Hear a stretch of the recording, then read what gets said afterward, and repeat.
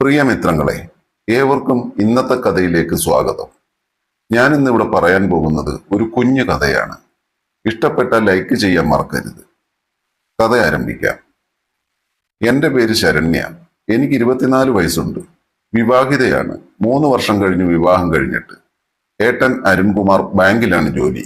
ഞങ്ങൾക്ക് കുട്ടികളൊന്നും ആയിട്ടില്ല. ആരുടെയും കുഴപ്പം കൊണ്ടല്ല കേട്ടോ. ഏട്ടന് ഉടനെയൊന്നും കുട്ടികൾ വേണ്ടെന്നാണ് പറയുന്നത്. എന്നാൽ പിന്നെ അങ്ങനെയാകട്ടെ എന്ന് ഞാനും വിചാരിച്ചു. കുറച്ചുനാൾ അടിച്ചു പൊളിച്ച് ജാളിയായിട്ടൊക്കെ പോകാമല്ലോ. ഏട്ടന്റെ വീട്ടിൽ അമ്മ മാത്രമേ ഉള്ളൂ. അച്ഛൻ കുറെ നാൾ മുമ്പ് മരിച്ചുപോയി. അങ്ങനെ സന്തോഷകരമായിട്ടുള്ള ഒരു കൊച്ചു കുടുംബം. അങ്ങനെ ഇരിക്കെ ഒരു ദിവസം ഞാനും ഏട്ടനും കിടന്നുറങ്ങുകയാണ്. വെളുപ്പിനൊരു 3 മണിയായി കാണും. ഏട്ടൻ ഉണർന്ന് എന്നെ കുലുക്കി വിളിക്കുന്നുണ്ട്. ഞാനാണെങ്കിൽ നല്ല ഉറക്കത്തിലാണ്. ഏട്ടൻ വീണ്ടും വീണ്ടും എന്നെ കുലുക്കി വിളിച്ചുകൊണ്ടിരുന്നു.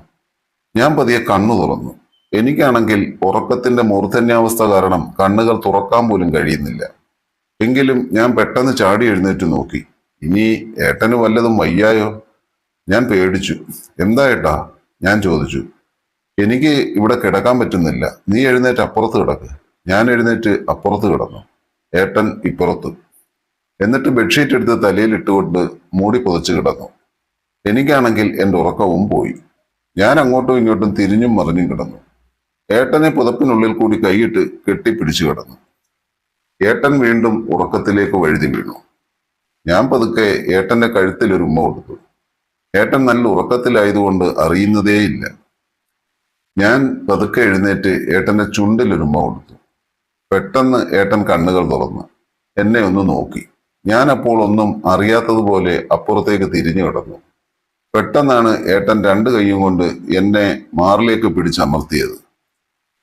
ഞാൻ കൈ പിടിച്ചു മാറ്റി. കുറച്ചുകൂടെ നീങ്ങി കിടന്നു. ഏട്ടൻ എൻ്റെ കയ്യിൽ പിടിച്ച് ഏട്ടന്റെ നെഞ്ചത്തേക്ക് വലിച്ചു കിടത്തി. ഏട്ടന്റെ ശരീരത്തിന്റെ ചൂടുകൊണ്ട് ഞാൻ അങ്ങനെ സുഖമായി കിടന്നു. കുറെ നേരം അങ്ങനെ കിടന്നപ്പോഴേക്കും ഞങ്ങൾ 2 പേരും അറിയാതെ ഉറങ്ങിപ്പോയി. രാവിലെ കണ്ണു തുറന്നു നോക്കിയപ്പോൾ 6 മണി. ഞാൻ എഴുന്നേറ്റ് അടുക്കളയിലേക്ക് പോയി. അടുക്കളയിൽ ചെന്ന് ചായയും ഇട്ട് ഞാൻ വന്ന് ഏട്ടനെ വിളിച്ചു. ഏട്ടൻ എഴുന്നേറ്റ് പോയി പല്ലൊക്കെ തേച്ച് വന്ന് ചായ കുടിച്ചിരിക്കുന്ന സമയം ഞാൻ പോയി കുളിച്ച് അമ്പലത്തിൽ പോകാൻ വേണ്ടി സാരി എടുത്തു വെച്ചിട്ട് ഏട്ടനെ വിളിച്ചു. ഏട്ടൻ എഴുന്നേറ്റ് വന്നില്ല. ഞാൻ ബ്ലൗസും അടിപ്പാവാടയും ഇട്ടുകൊണ്ട് എന്ന് വീണ്ടും ഏട്ടനെ വിളിച്ചു. ഏട്ടൻ ചിരിച്ചുകൊണ്ട് വന്ന് എന്നെ സാരി ഉടുക്കാൻ സഹായിച്ചു. ഞാൻ സാരി വലിച്ചെടുത്ത് വൈശാലിക്ക് താഴെ വെച്ചു കൊടുത്തു. ഞാൻ നടന്നു പോകുമ്പോൾ സൈഡിൽ കൂടി എൻ്റെ ആ വെളുത്ത ഞുറുവുള്ള വയറും വൈശാലിയും ഒക്കെ കാണാമായിരുന്നു. ഏട്ടൻ അത് കണ്ടു. പെട്ടെന്ന് ഏട്ടൻ പോയി ഒരു പിന്നെടുത്തു കൊണ്ടുവന്നു. എൻ്റെ ആ വയർ കാണുന്നിടത്ത് സാരിയുടെ തുമ്പ് വലിച്ചെടുത്ത് അവിടെ വെച്ച് പിന്നു കുത്തി. എനിക്കപ്പോൾ ഒരു വിഷമം തോന്നി. ഞാൻ ഏട്ടന്റെ അടുത്തേക്ക് നീങ്ങി നിന്നു. ഏട്ടൻ എൻ്റെ കണ്ണുകളിലേക്ക് നോക്കി. നിന്റെ ആ വെളുത്ത ഞൊറിയുള്ള വയറും ആ വൈശാലിയും ഒക്കെ എനിക്ക് മാത്രം കാണാനുള്ളതാണ്. അത് ഞാൻ മാത്രം കണ്ടോളാം കേട്ടോ. അല്ലാതെ അത് വേറൊരുത്തൻ അത് കണ്ട് വെള്ളം ഇറക്കണ്ട. അത്രയും പറഞ്ഞിട്ട് ഏട്ടൻ പുറത്തേക്ക് പോയി. ഞാനൊന്ന് പുഞ്ചിരിച്ചു. എന്നിട്ട് നടന്ന് മുറ്റത്തേക്ക് ഇറങ്ങി അമ്മയെ നോക്കി. അമ്മയെ അവിടെ അങ്ങും കാണാനില്ല. അമ്മ പശുവിനെ അഴിച്ചു കെട്ടാൻ പോയതായിരിക്കും, ഞാൻ മനസ്സിൽ കരുതി. പിന്നീട് നടന്ന് അമ്പലത്തിലേക്ക് പോയി. അമ്പലത്തിൽ പോയിട്ട് തിരിച്ചു വരുന്ന വഴിക്ക് എൻ്റെ പിറകിൽ ഒരു ബൈക്ക് കൊണ്ട് നിർത്തി. നോക്കുമ്പോൾ ഏട്ടനാണ്. ഞാൻ തനിച്ചല്ലേ അമ്പലത്തിൽ പോയത്. അതിനെന്നെ വിളിക്കാമെന്നതാണ് ഏട്ടൻ. എന്തിനാ ഏട്ടൻ വന്നത്? ഞാൻ ഇപ്പോഴങ്ങ് എത്തുമായിരുന്നല്ലോ, ഞാൻ ചോദിച്ചു. ഇപ്പോൾ സമയം എന്തായെന്ന് വല്ല നിശ്ചയം ഉണ്ടോ നിനക്ക്? എനിക്ക് ജോലിക്ക് പോകണ്ടേ? അമ്മ പശുവിനെ കൊണ്ട് പോയിട്ട് ഇതുവരെ എത്തിയിട്ടില്ല. ബാ, നീ വന്ന് കയറ്. എനിക്ക് പോകാൻ സമയമായി വരുന്നു. ഞാൻ പതിയെ വണ്ടിയിൽ കയറി. കൈയിട്ട് എൻ്റെ വയറിൽ പിടിച്ചിരുന്നോ നീ? അല്ലെങ്കിൽ വീഴും, സമയം ഒരുപാടായി. അത്രയും പറഞ്ഞ് എൻ്റെ കൈ വലിച്ച് ഏട്ടൻ തന്നെ ഏട്ടന്റെ വയറിൽ കൊണ്ടുവച്ചു. പെട്ടെന്ന് തന്നെ ഞങ്ങൾ വീട്ടിലെത്തി. ഞാൻ പോയി ഡ്രസ്സെല്ലാം മാറി ഏട്ടന് കാപ്പി എടുത്തു കൊടുത്തു. ഏട്ടാ, കൊണ്ടുപോകാനുള്ള ചോറുപാത്രം ബാഗിൽ വെച്ചിട്ടുണ്ട്, ഞാൻ വിളിച്ചു പറഞ്ഞു. അങ്ങനെ ഏട്ടൻ ടാറ്റായും പറഞ്ഞ് ജോലിക്ക് പോയി. ഞാൻ അമ്മയെ അവിടെ എല്ലാം നോക്കിയിട്ട് കണ്ടില്ല. ഈ അമ്മ പശുവിനെയും കൊണ്ട് എങ്ങോട്ട് പോയി? ഞാൻ പോയി പടിഞ്ഞാറ് വശത്തുള്ള അയ്യത്ത് പോയി നോക്കി. അപ്പോൾ അമ്മ പശുവിനെയും കൊണ്ട് വരുന്നത് കണ്ടു. അങ്ങനെ വൈകുന്നേരമായി. ഏട്ടൻ ഇന്ന് നേരത്തെ എത്തി. ഞാൻ റൂമെല്ലാം തൂത്തുവാരിക്കൊണ്ടിരിക്കുകയായിരുന്നു. ഇന്നെന്താ നേരത്തെയാണല്ലോ, ഞാൻ ചോദിച്ചു. ആ, ഇന്നിത്തിരി നേരത്തെ ഇറങ്ങി, ഏട്ടൻ പറഞ്ഞു. ഏട്ടൻ ഡ്രസ്സ് മാറ്, ഈ റൂമും കൂടിയേ ഉള്ളൂ തൂക്കാൻ. ഇതും കൂടി തൂത്തിട്ട് ഞാൻ പെട്ടെന്ന് ചായ എടുക്കാം. ഏട്ടനൊന്ന് മൂളിയിട്ട് അകത്തേക്ക് കയറിപ്പോയി. ഞാൻ തൂത്തുകൊണ്ടിരിക്കുമ്പോൾ ഏട്ടന്റെ വിളി. ആ വിളി എന്തിനാണെന്ന് മനസ്സിലായി. എന്നും ഞാൻ വേണം ഷർട്ടിന്റെ ബട്ടൺ സൂരി കൊടുക്കാൻ. ഇതൊരു വല്ലാത്ത സ്നേഹം തന്നെ. ഞാൻ ചിരിച്ചുകൊണ്ട് അങ്ങോട്ടേക്ക് ചെന്നു. എന്താ ഏട്ടാ? ഞാൻ അറിയാത്ത ഭാവത്തിൽ ചോദിച്ചു. എന്താണെന്ന് അറിയില്ലേ നിനക്ക്? ഏട്ടൻ തിരിച്ചു ചോദിച്ചു.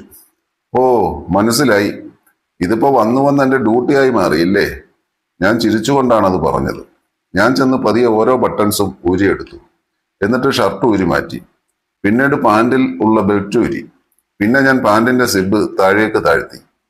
ബാക്കിയെല്ലാം ഏട്ടൻ തന്നെ ഊരി അശയിലിട്ടു. ലുങ്കി എടുത്തുടുത്തു. ഇനി എനിക്ക് പോകാവോ? കൊച്ചു കുഞ്ഞ് സ്കൂളിൽ പോയിട്ട് വന്നതല്ലേ? ഞാൻ കളിയാക്കി ചോദിച്ചു. നീ അങ്ങനെ അങ്ങ് പോയാലോ എന്റെ പൊന്നുമോളെ. എന്നെ പെട്ടെന്ന് കോരിയെടുത്ത് ഏട്ടൻ കട്ടിലേക്ക് ഇട്ടു. എന്നിട്ട് ഏട്ടൻ കട്ടിലേക്ക് ഒറ്റച്ചാട്ടം. പെട്ടെന്ന് അമ്മ വിളിച്ചു. മോനെ ഡാ, നീ ഇങ്ങ് വന്നേ. കുറെ നേരം ആയില്ലേ? ചായ ഇടാൻ ഇവിടെ തേയിലയില്ല. നീയില്ല കടയിൽ പോയി ശകലം തേയില മേടിച്ചോണ്ട് വാ. പെട്ടെന്ന് ഏട്ടൻ ദേഷ്യത്തോടെ ചാടി എഴുന്നേറ്റ് കടയിലേക്ക് പോയി. ഏട്ടന്റെ ആ പോക്ക് കണ്ട് എനിക്ക് ആകെ ചിരി വന്നു. പാവം, ഞാൻ മനസ്സിലോർത്തു. കടയിൽ നിന്ന് തിരിച്ചു വന്ന് എന്നെ ആ മുറിയിൽ പോയി നോക്കി. ഞാൻ അവിടെ ഇല്ലായിരുന്നു. ഞാൻ അടുക്കളയിൽ ചായ ഇട്ടുകൊണ്ട് നിന്നേത്. ഏട്ടൻ അടുക്കളയിലേക്ക് വന്ന് ചായയും കുടിച്ചിട്ട് എന്നോട് ചോദിച്ചു, അമ്മ എന്തിയേ? അമ്മ പശുവിനെ അഴിക്കാൻ പോയി, ഞാൻ പറഞ്ഞു. പെട്ടെന്ന് എന്നെയും പിടിച്ചുകൊണ്ട് ഏട്ടൻ മുറിയിലേക്ക് പോയി. അമ്മ വരുന്നതിന് മുമ്പ് എല്ലാം തീരണം. ഇതും പറഞ്ഞ് എന്നെ കെട്ടിപ്പിടിച്ചുകൊണ്ട് ഞങ്ങൾ രണ്ടുപേരും കട്ടിലേക്ക് മറഞ്ഞു.